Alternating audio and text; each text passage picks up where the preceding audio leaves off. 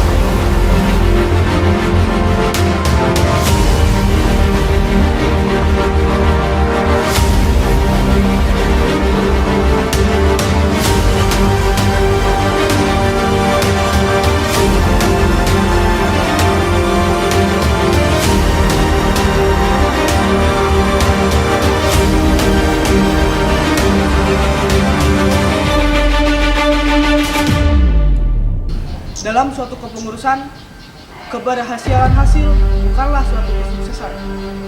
Namun sebaliknya, kebermaknaan proseslah yang menjadi hal yang utama. Kerjasama kawan untuk berintegrasi dan bersinergi menjadi suatu yang sangat kami harapkan. Hidup mahasiswa!